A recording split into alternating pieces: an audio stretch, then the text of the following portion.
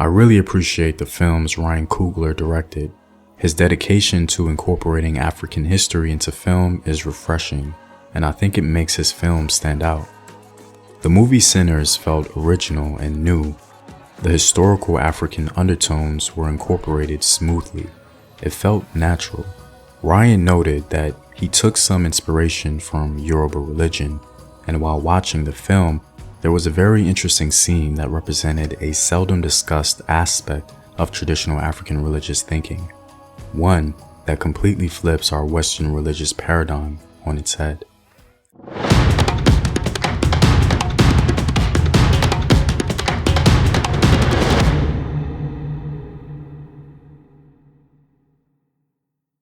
What up, African world? It's Home Team here, and welcome back to another video of African history, culture, and worldview.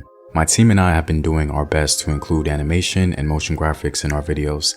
It takes a lot of effort and resources to do animation, and so with the support of our patrons, we can continue working with Playwatch, the studio producing these animated videos.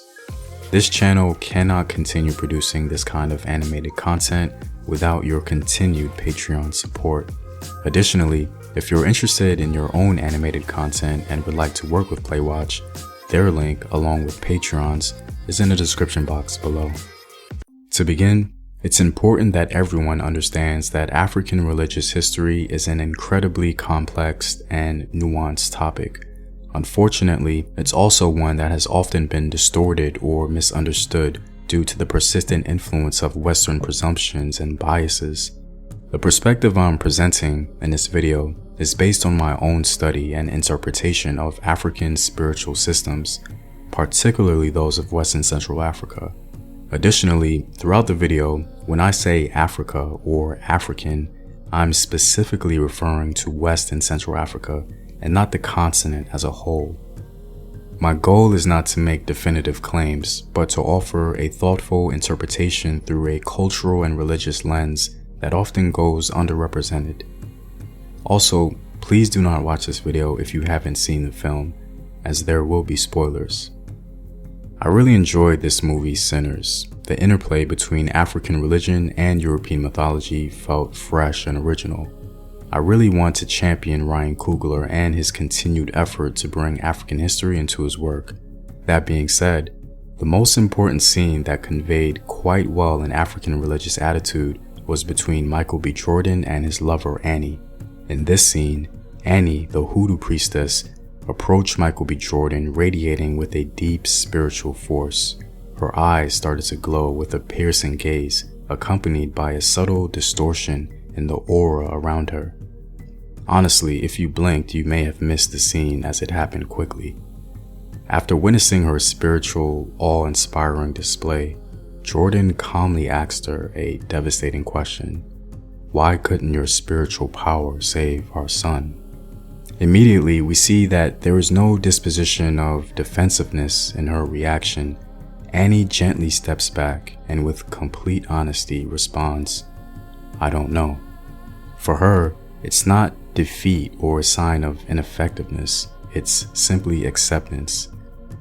This single scene instantiates in a powerful way a traditional African religious attitude. I'll explain what I mean later in the video. Now, I doubt that Ryan Coogler intended this moment to mirror a traditional African religious attitude, but I could be wrong. Regardless of intent, the scene beautifully illustrates a deeply rooted paradigm in West and Central African spiritual systems. In this relationship, Michael B. Jordan is clearly in love with the priestess Annie, who appears to be a practitioner of Hoodoo, a belief system derived primarily from a West African spiritual worldview. While he respects her beliefs, he seems skeptical of its usefulness. He questions, he doubts, yet he remains open.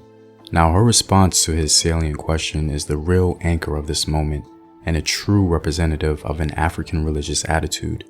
She doesn't argue, deflect, or spiritualize the failure. She simply acknowledges it. This quiet humility is emblematic of a West and Central African religious attitude, one that treats belief as part of a living, breathing system. It's flexible, not rigid. It's responsive, not authoritarian. In this way, the scene captures a key aspect of African religiosity, an open and living system. So what does this mean? In many West and Central African spiritual systems, there is a belief in a supreme being. However, worship is rarely directed at this high God in the same way that, say, Christians worship God.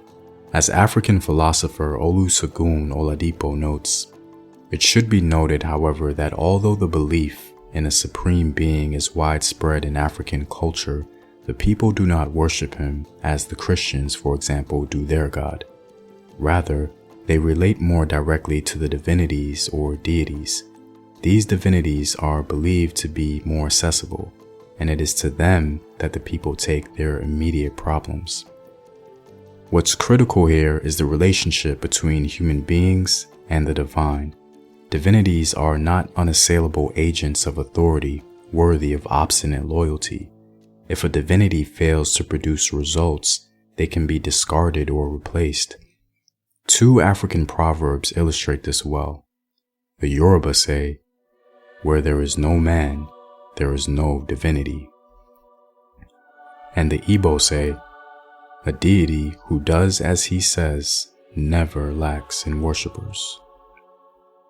This is the essence of the open African religious attitude, one that prioritizes outcomes and adapts accordingly, one with no anxiety over the performance of a given deity because of the open replacement model.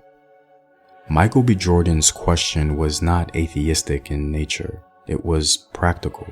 He challenged the usefulness of his lover's divinities without rejecting her or her beliefs entirely, and she, in turn, acknowledged the critique without spiraling into an existential crisis. This exchange, supervised by Ryan Coogler, I think inadvertently represented with beauty and excellence the African religious attitude. For the African, belief systems are valid as long as they work. When they fail, they are evaluated, adapted, or abandoned. It's not a system based entirely on faith. It's one centered on results and relevance. This religious attitude is quite antithetical to the Abrahamic religions, where the moral and spiritual codes are seen as fixed, eternal, and divinely authored. In those traditions, humans are recipients of immutable truths. But in many African systems, it's the reverse. Morality comes from humans, and it is the divinities who validate them. Kwesi Wiredu, the Ghanaian philosopher, puts it this way: traditional thinking about the foundations of morality is refreshingly non-supernaturalistic. Anyone who reflects on our traditional ways of speaking about morality is bound to be struck by the preoccupation with human welfare. What is morally good is what befits a human being. Of course, immoral conduct is held to be hateful to God, the supreme being, and even to the lesser gods. But the thought is not that something is good because God approves of it, but rather that God approves of it because it is good in the first place. This is a morality and religiosity grounded in lived experience, an experience aware of its constant evolution, and that's why I describe it as a living system. I prefer the characterization of living systems simply because it's a better explanation. For example, historically, some anthropologists have perniciously characterized African religions as fetishism or animism. African religion was seen as the lowest of man's religious thought in history. These terms simply miss the mark. Though Jordan is seemingly indifferent to his lover's Hoodoo system, he still accepts her amulet for protection and follows her advice in the fight against the vampires. Her divine insight, though limited in one context, proves invaluable in another. This selective, results-based acceptance is not a rejection of God's existence, but an accountability system, one where humans and the divine find a sort of cosmic balance. Ryan Coogler's depiction of Michael B. Jordan's character reflects a deep cultural truth about traditional African religiosity, evincing a simple idea that spirituality need not be an all or nothing thing. It can be practical, It can be adaptable. It can be alive. This is not atheism, and neither is this dogma. Traditional African religious thinking is an open, malleable system grounded in present usefulness and validated by living results. Well, I'm all out, guys. If you like these videos and want to help in its continued production, consider supporting the home team on patreon.com.